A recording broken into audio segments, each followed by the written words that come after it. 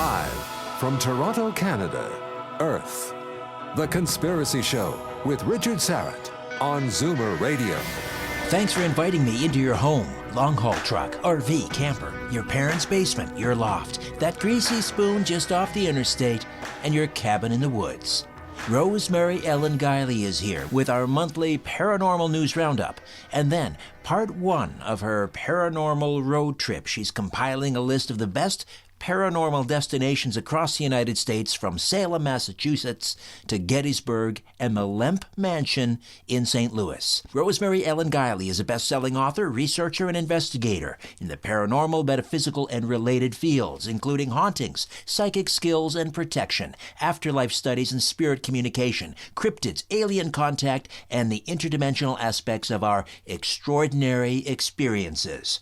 She has more than 65 books published on a wide range of topics, including 9 single-volume encyclopedias and reference works. Some of her recent books include UFOs and the ET Presence, Mysteries of the Afterlife, Haunted Hills and Hollows, Contact with the Dead, and Slips in Time and Space.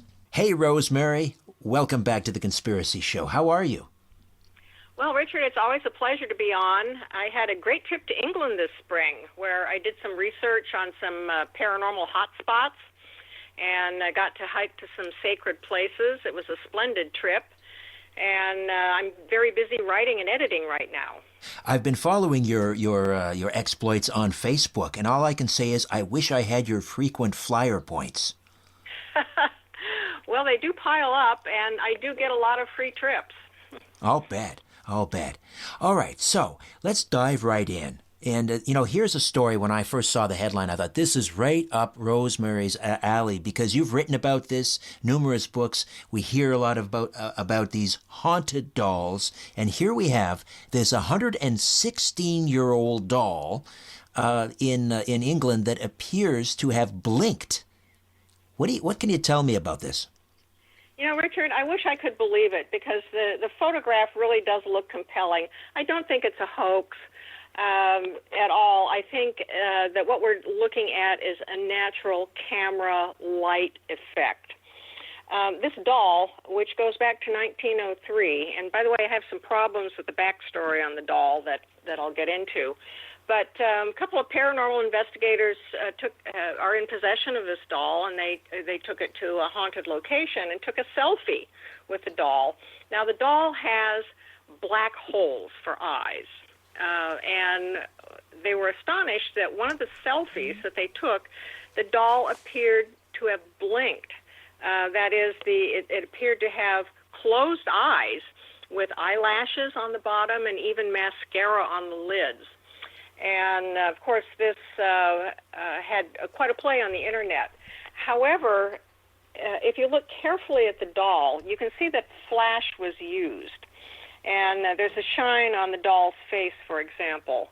And what they're saying are eyelashes at the bottom of the eyes. I think that's just part of the black hole of the two eye sockets, and that for whatever reason, and they've not been able to duplicate this photo, and they probably never would, because the camera would have to flash at exactly the right angle, that the camera flashed and didn't capture the entire black eye sockets, but grayed out some of the upper portion of them, so it looks like the doll has closed eyes. Well, I think it's so important to have you on to debunk some of these cases, because it makes the ones that, there's always that 1% or 5% or whatever it is that cannot be explained away by some prosaic explanation. Here's one that can.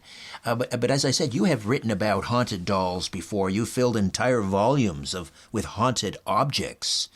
And to this day, the haunted doll continues to freak me out. Do you have a collection of haunted dolls?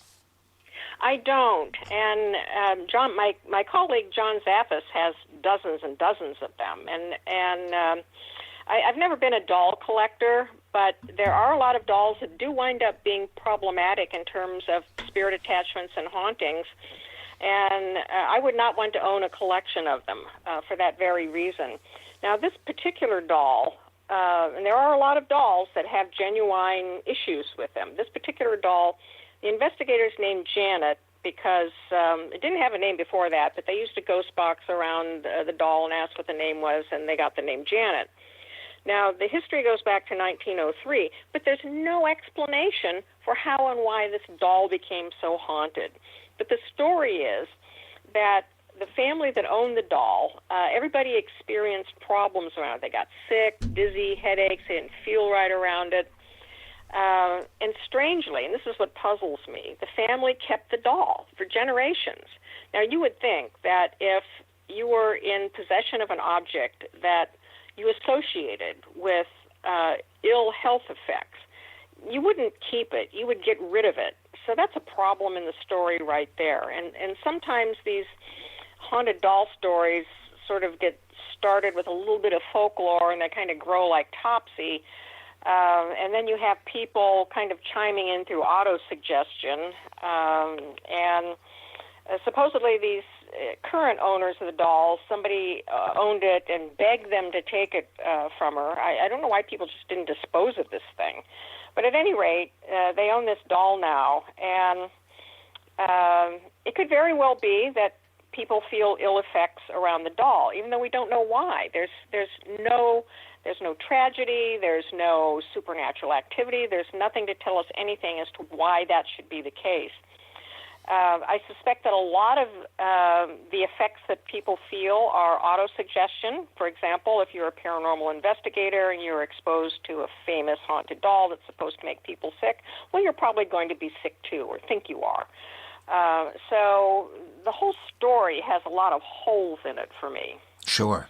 And why is it, and I may be mistaken here, but I'm guessing that the dolls are one of the most popular haunted items. I mean, if there's an object that's going to be haunted, particularly an antique doll, why is that, do you suppose?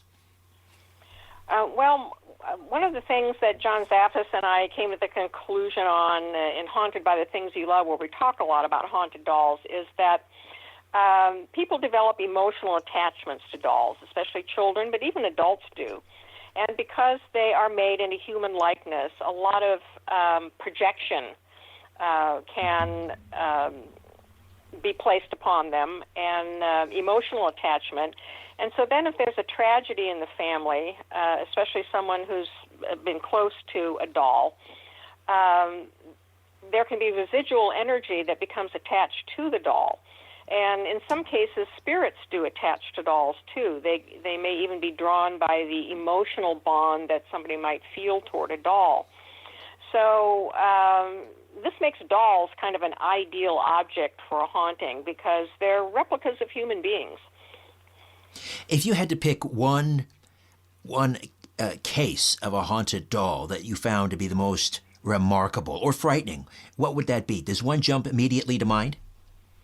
Well, one of the ones that I became involved in, a case I became involved in some years ago, is Harold the Haunted Doll.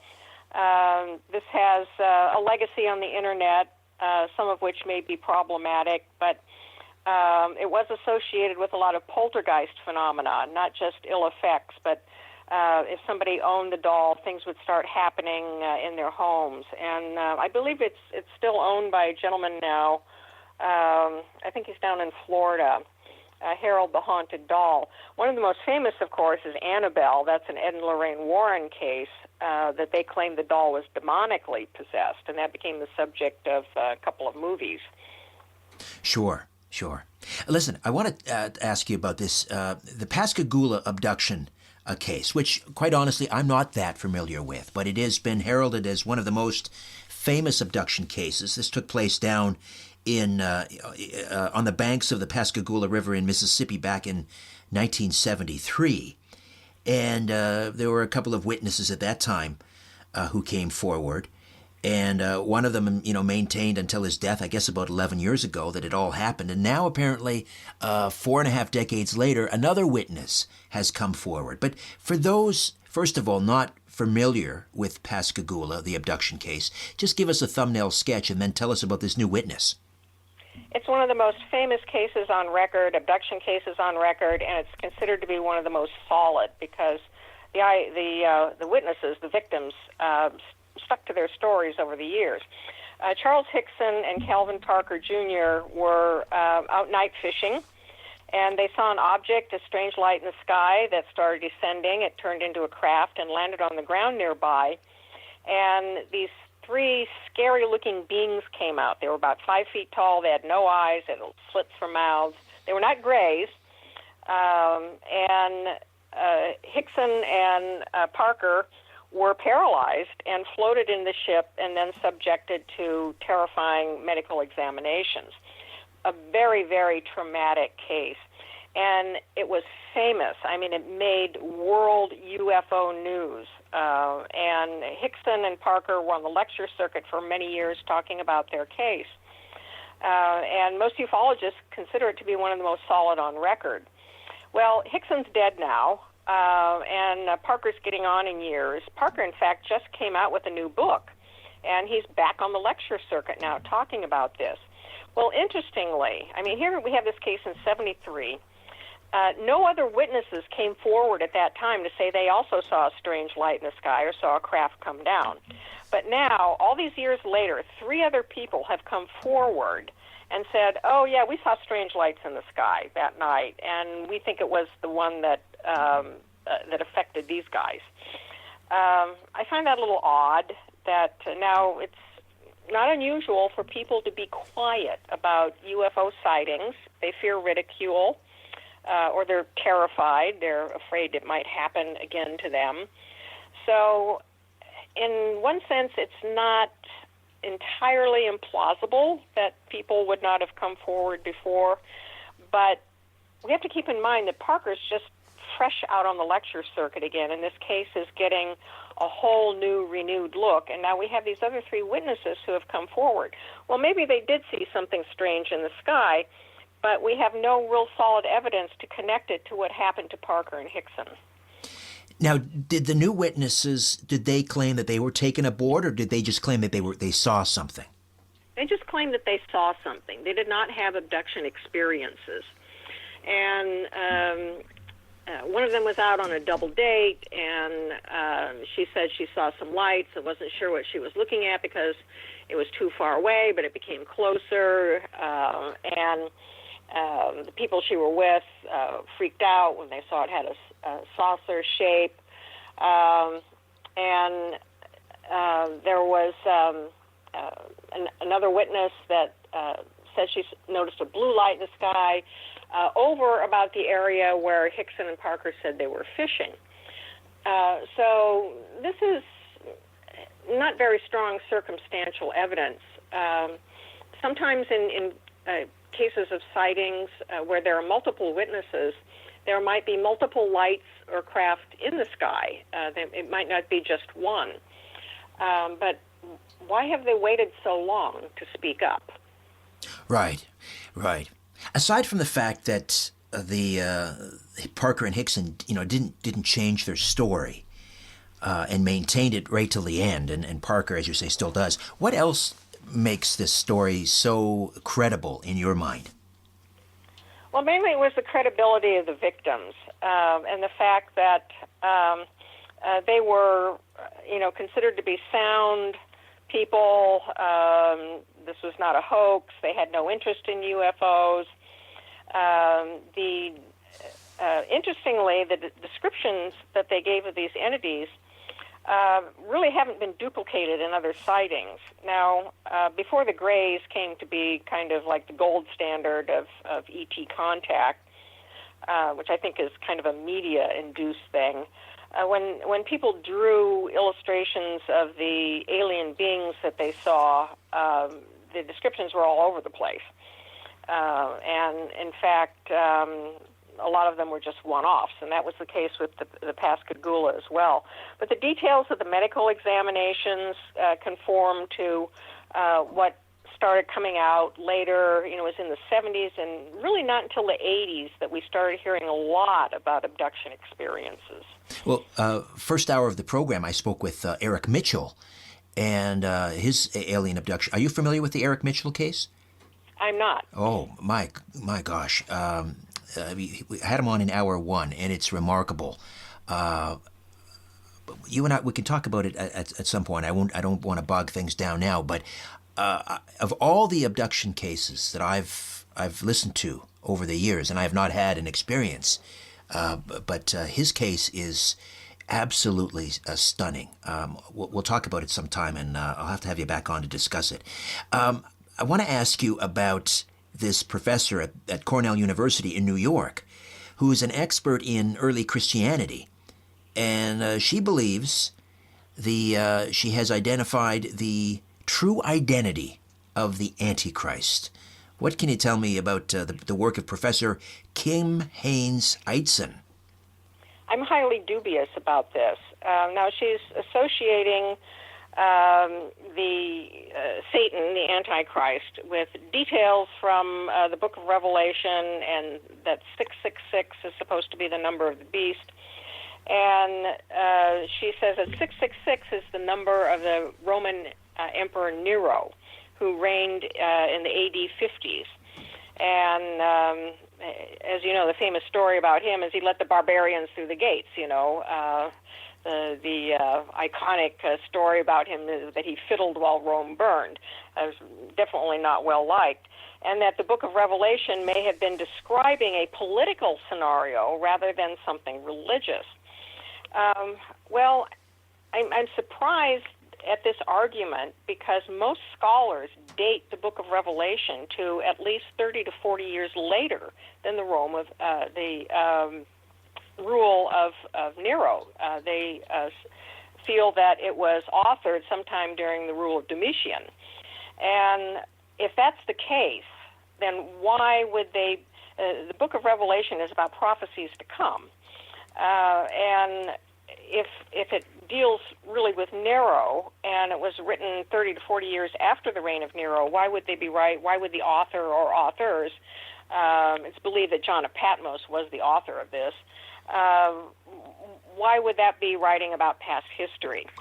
That and the fact that the number 666 is not consistent with the sign of the beast. The Bible also mentions the number 616. So I don't think it's a solid argument. Yeah, I mean, you managed to poke some pretty big holes. I don't know if this is her thesis, but, good luck to her trying to defend it. I mean, the number 666, that could apply to so many people. I've heard so many different theories. Even some have suggested that Barack Obama, somehow you can break that name down to 666. Do you have any thoughts on who, first of all, do you believe in an Antichrist, and any thoughts on who it might be? My opinion of the Book of Revelation, I have to qualify that by saying I'm not a Book of Revelation scholar. I haven't done a lot of in-depth study on it, but of course I have researched it and read it in conjunction with some of the books I've written. I do believe that it is a religious vision and that it deals with end times to come and coming to terms with good and evil and the ability of good to trounce evil. I don't think it has anything to do with earthly politics. So I'm kind of surprised at this attempt to relate it to earthly politics. Is there necessarily just one? People have described Adolf Hitler as an Antichrist, Saddam Hussein as an Antichrist. Is it possible that there's more than one? I think we could certainly make the case for that the Antichrist is evil personified, and it may not be just one individual. And the Book of Revelation describes the beast as a dragon-like creature with 7 heads and 10 horns. And of course, the serpent has, in Christian imagery, has been associated with the devil and Satan for a long time. But the Antichrist could definitely be any person who embodies evil and wreaks evil havoc upon the earth. So whether or not the Book of Revelation was pointing to one Antichrist that was going to be like the mother of all evil individuals, nobody really knows. But you do believe in demons, obviously, because you've written about it. But not necessarily when we're talking about demons. Are you talking about the same demons that are described in the Bible, or do you think that there's something else entirely? Well, there certainly is a demonic realm, and the demonic realm existed long before Christianity did. The belief that there were malevolent and hostile spirits afoot that were capable of wreaking havoc on the planet and with people.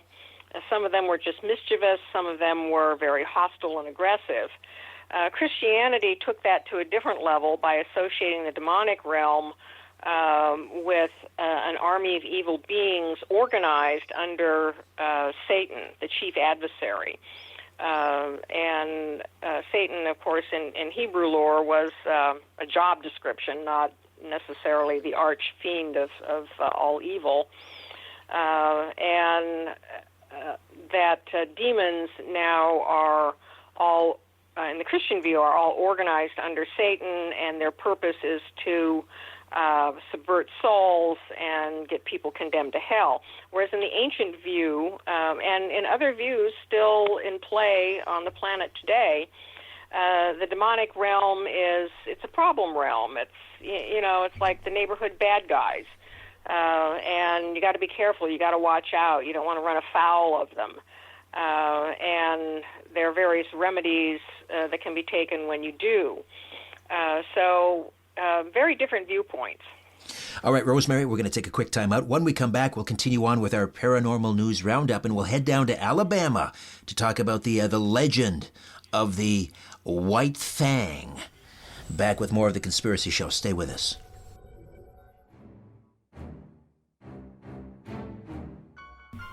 Welcome back. Rosemary Ellen Guiley is here for her regular monthly visit. Her website, visionaryliving.com. Last night on Coast to Coast, I had Lyle Blackburn on, and we were talking about Momo, the Missouri monster. And I was vaguely familiar with Momo, but I'm not familiar at all with Alabama's legend of the White Fang. Fang as in Thang. What can you tell me about this creature? A little Alabama accent twist there. Well, actually, there are a lot of white things around. And this particular one in Alabama, there may be different versions of white things, but this particular one in Alabama is described as what might be an albino Bigfoot. And there have been other cases, sightings of albino Bigfoot creatures, and of course the abominable snowman of Eurasia would be all shaggy white hair. But this particular creature has especially been spotted in northern Alabama. It's kind of skinnier than a lot of other Bigfoot creatures seen around, which stands to reason. There may be more than Bigfoot exists, and I believe Bigfoot does. There may be multiple types of Bigfoot. And the skeptics have said, it's just an albino bear. I don't know what an albino bear would be doing in Alabama, but I guess the skeptics come up with whatever they can. Now, I first heard of white things when I was researching creatures in West Virginia, and this is a variation of the same thing. The white things there, and I also found stories about them in Kentucky and Tennessee and the surrounding areas. This creature was similar, except it went on all fours, but it had shaggy white hair. It has shaggy white hair and huge fangs, and is described as a cross between a bear and a lion and about as big as a cow. And it attacks people who are out in the woods.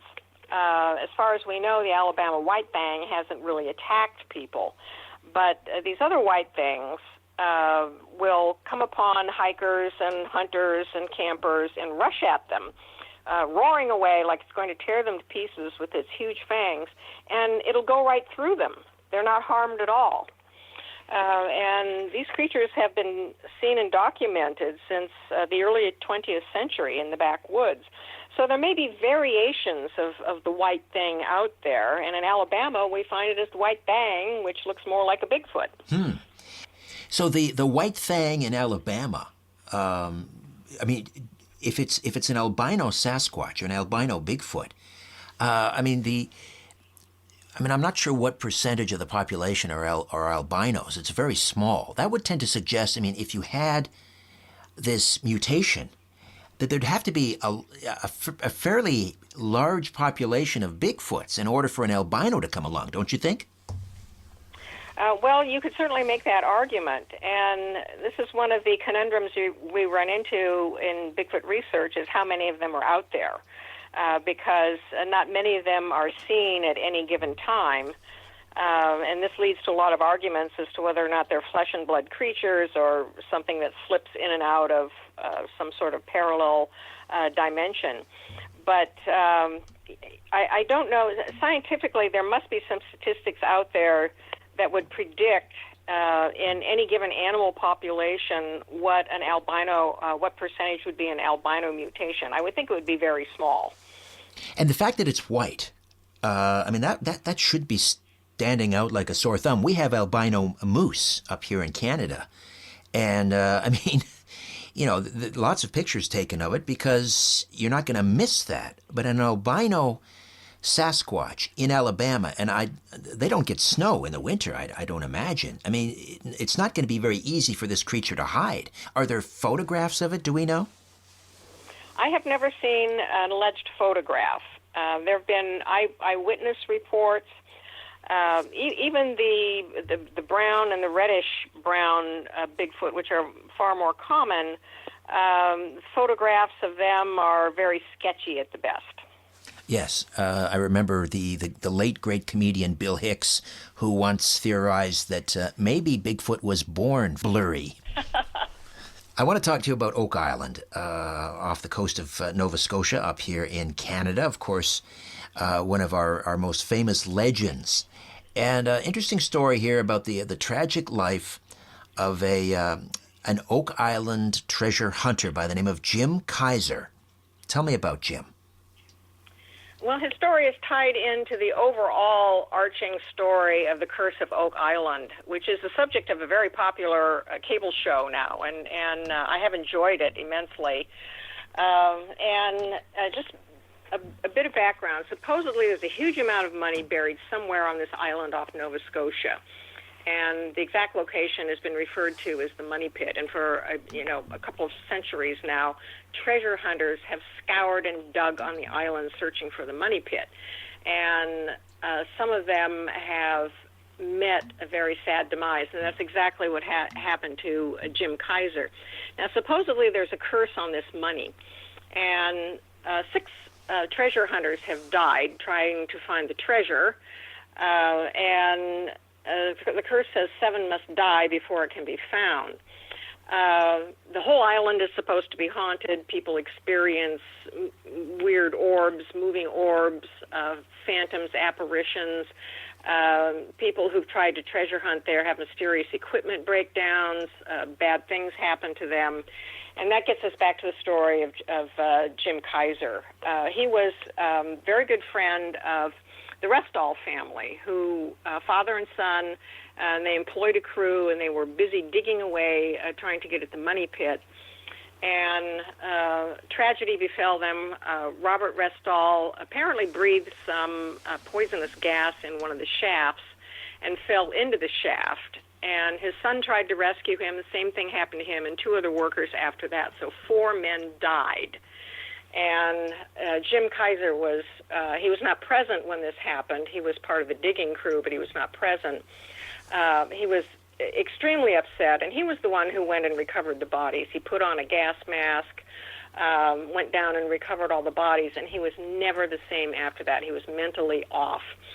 As you can imagine, the trauma of that. Right. He started drinking heavily, had run-ins with the law. And one night he went and stayed in the cabin that the Restalls had used, and he was awakened in the middle of the night by this huge, hairy, almost sounds like a Bigfoot kind of beast, that grabbed a hold of him. It had red eyes, and he said it was covered with a black hair that looked very tightly coiled, which is different from other Bigfoot descriptions, because most Bigfoot descriptions are loose, shaggy hair. But this beast spoke to him, we don't know whether it was verbally or mentally, and said that he should never come back. And he was so shaken by this experience. He had bruises on his arms after that. This was not a dream. He was so shaken after that. That's exactly what he did. He did not go back. And nobody believed him. He tried to tell a story, and nobody would believe him, and that frustrated him. Well, he eventually then took another job as the site passed on to other owners who were digging, and he was never right. He was still never right after that, and he wound up committing suicide by shooting himself. And so he became the sixth victim of the curse of Oak Island. Remarkable, remarkable. I wasn't familiar with that aspect of the story. Now, I met one of the daughters of the Restall family. She had recently been married when her parents, who actually I believe met, they were circus performers or motorcycle daredevils who met in Europe, and if I'm remembering the story correctly, and then they decided to give up everything and move out to Oak Island, and were kind of living in trailers out there. And she had some home movies she showed me of her father and brother, and what life was like out there on the island. But she never mentioned the Jim Kaiser story. Absolutely remarkable. Listen, speaking of Oak Island, have you been? I've never been there, and I would love to visit it, mainly because of the lore.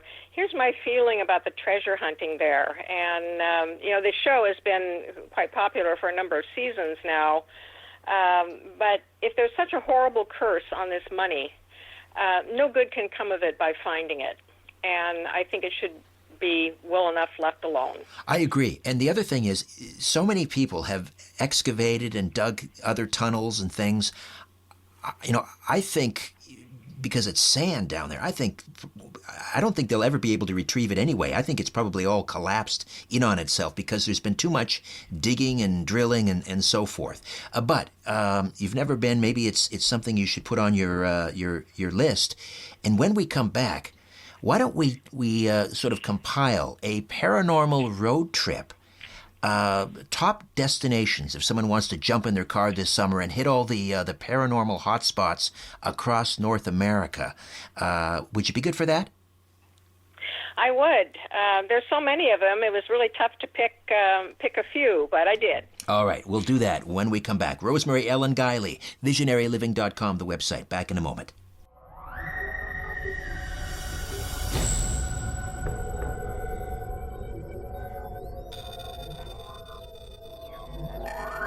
When in doubt, blame the government. You're listening to The Conspiracy Show with Richard Syrett from Zoomer Radio. All right, we are about to embark on a paranormal road trip across the United States. So, if you were to jump in the car, Rosemary, where would the first stop, a paranormal highlight in the United States? Well, we can start east and go west, and I tried to pick a few spots scattered around. And very first one, I picked the entire town of Salem, Massachusetts. And this is an absolute must for anyone who wants to be in one of the most haunted locations in the country. I've spent quite a bit of time in Salem. Most of the hauntings there are tied to the witch hysteria of 1692. Where 200 people were accused of witchcraft, many died in jail, 19 people were executed, 18 by hanging, and one being crushed to death. And it's a tragedy that just has nightmarish aspects to it, and it has affected the entire town. Now, the really cool thing about Salem is that the most haunted parts of it are in the central part of town that you can cover on foot. So if you drive there and park centrally, or you stay in one of the central lodging places, you can hit all kinds of haunted places just over a weekend. You spend Halloween there often, don't you? I do. I go up every year, and I do a Black Mirror event for contacting the dead, and I stay for the witches' balls, and sometimes I stay for Halloween. It depends on when the other activities are scheduled as well. But Salem is like, Halloween in Salem is like Mardi Gras. It's just mobbed with people in costume. But just a quick sketch of the history here. Salem was founded by Puritans who landed at Plymouth and got upset with the fact that things were not strict enough in Plymouth, if you can believe it. The Plymouth Brethren fled England because of the oppression they were under, and when they came to America, they set up a regime that was even more oppressive than the one they left. And then a fraction of them split off because they wanted more oppression. So they sail around until they find this location, which becomes Salem, even though the Indians told them not to settle there. They said the land was cursed. We don't know why it was cursed. Native Americans just felt it was bad energy. But now the Puritans settled there anyway, and it's never a happy place. They had laws on the books against wearing colored clothing, against celebrating Christmas. You had to be in church every Sunday. You couldn't display affection in public. It was extremely repressive, a lot of jealousies, a lot of infighting.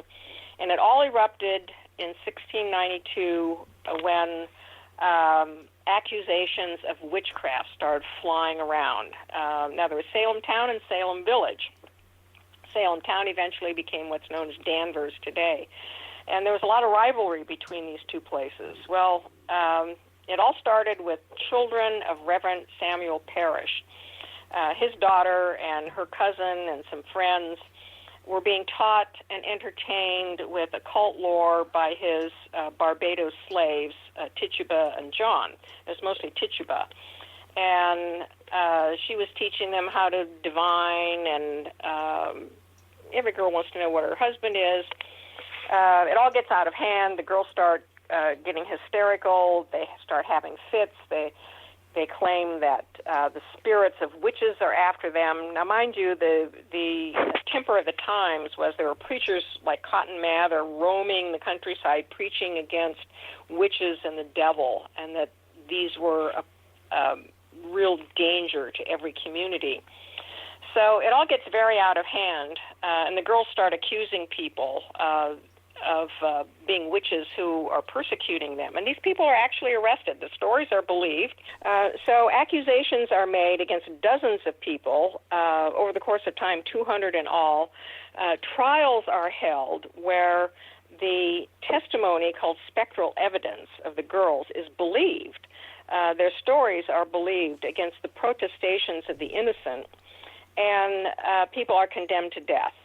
18 people are hanged, a man is crushed to death, families are ruined, fortunes are lost, and it has left a heavy, heavy haunting residue in Salem and Danvers today.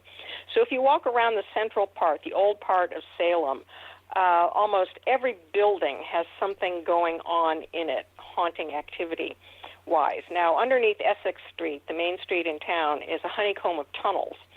And these tunnels were actually constructed so that goods could be moved in and out of the storefronts very easily. And the tunnels are all haunted. Stores are haunted. The museums are haunted.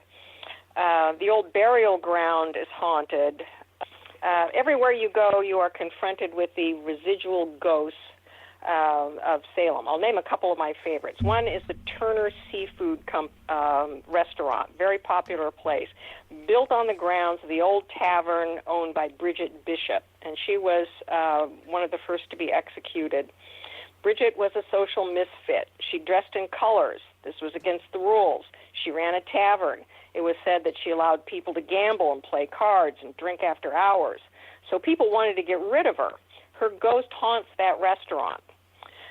The witchcraft, the witch house owned by one of the old judges is haunted as well. The trials were not held there, but activity seems to have moved into the house because he was one of the main judges who condemned people to death. So well worth a visit, just a short drive from Salem.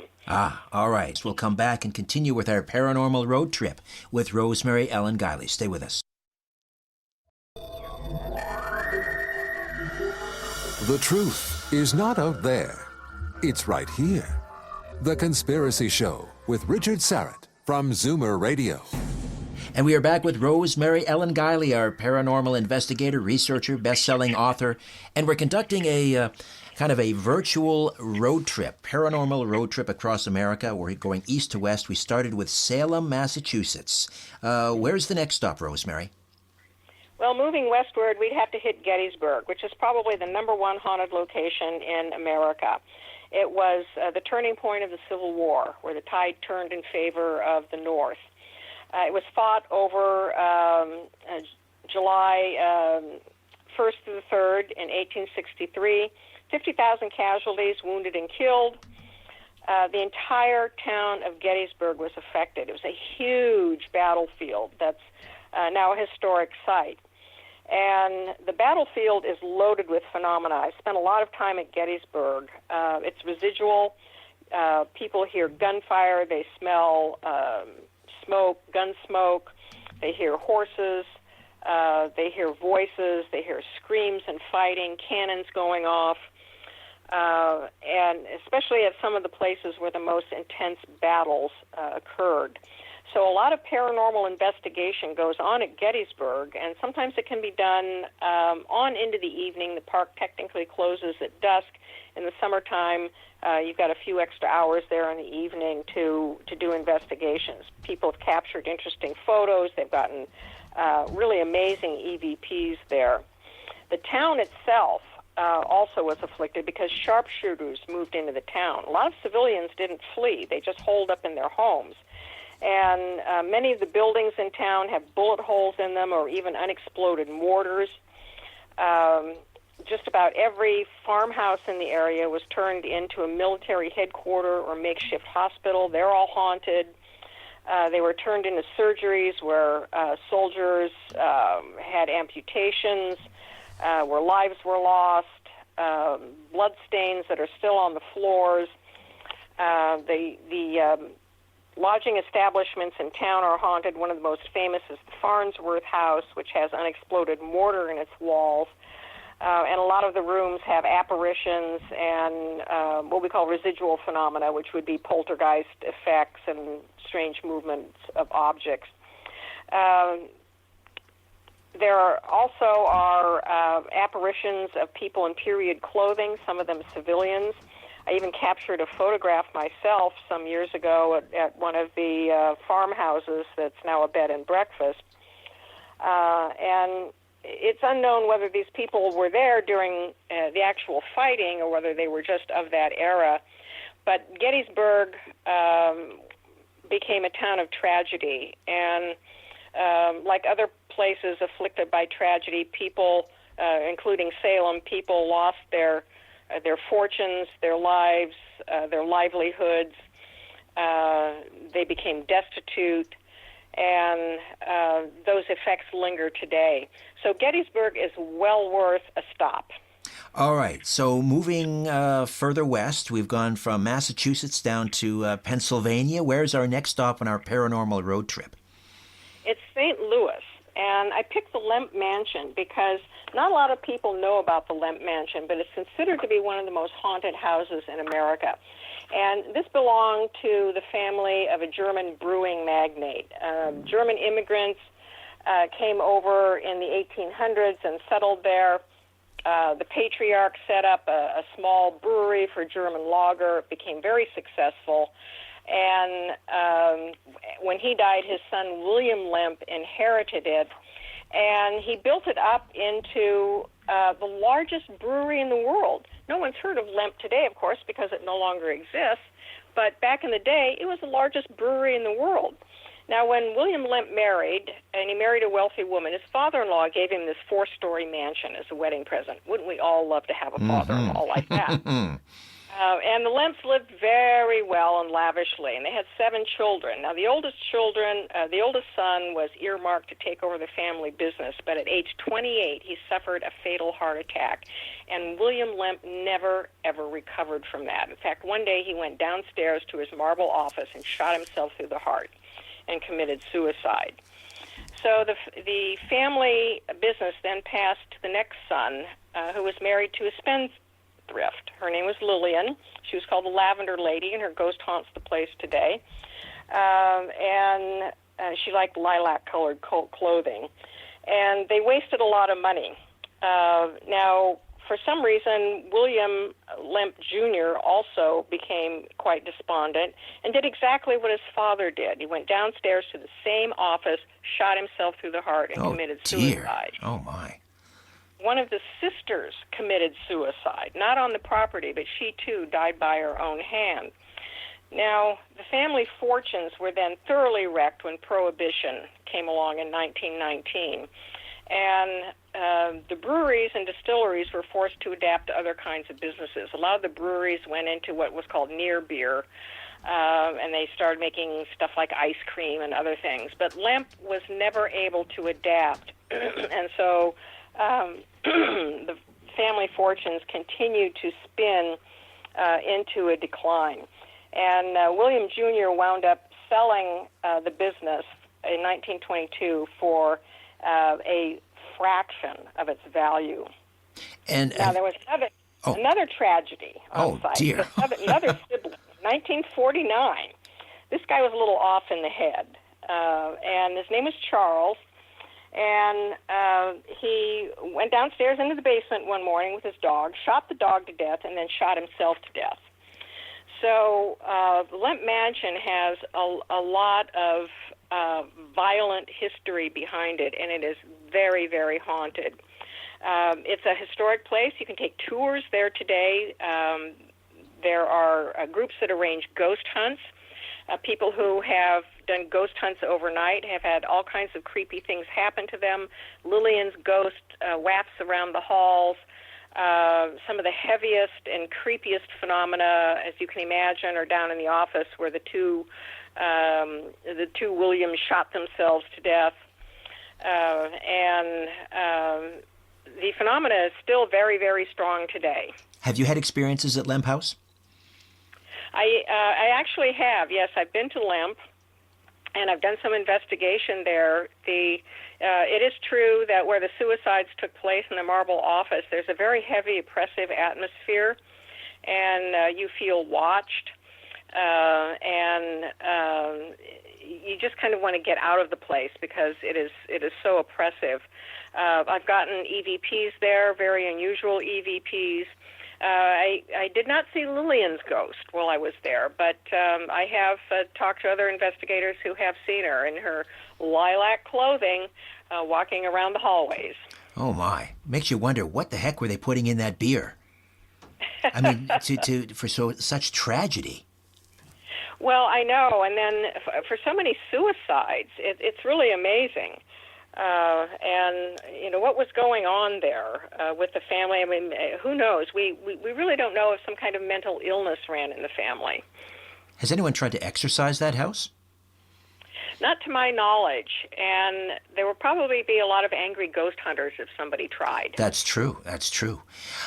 Listen, we're gonna have to end the paranormal road trip there. We'll call this the end of part 1, and next month when we have you back on, we'll do part 2. And we'll continue to head further west on this paranormal road trip. But for now, people can start in Massachusetts and Salem, head on down to Pennsylvania and Gettysburg, and then to the gateway to the west, St. Louis and the Lemp Mansion. Rosemary, thank you so much for this. Always a pleasure. Always a pleasure, too, Richard. Thank you. And again, the website, visionaryliving.com. That's it for us. Back next week with a brand new program. In the meantime, don't be afraid. There's nothing concealed that won't be revealed, and nothing hidden that won't be made known. What you hear in the dark, speak in the light. What I say in a whisper, proclaim from the housetops. Move over, Aphrodite. I'm coming home. Good night.